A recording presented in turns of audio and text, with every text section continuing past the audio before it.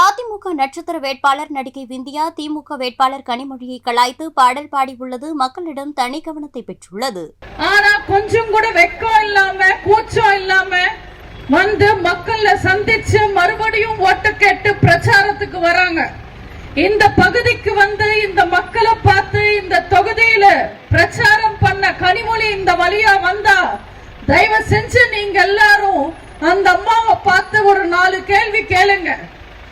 அக்கா கனிமொழி பிரச்சாரத்துக்கு வந்தா நீங்க எல்லாரும் தயவு செஞ்சு கேளுங்க. கனிமொழி அக்கா என்ன சொன்னீங்க?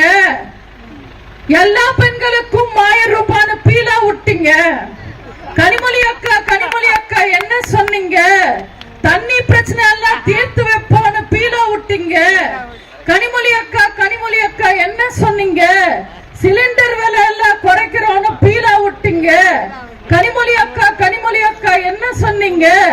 கஞ்சா போதனை எல்லாம் ஒழிப்போன்னு பீலா விட்டீங்க. கனிமொழி அக்கா என்ன சொன்னீங்க?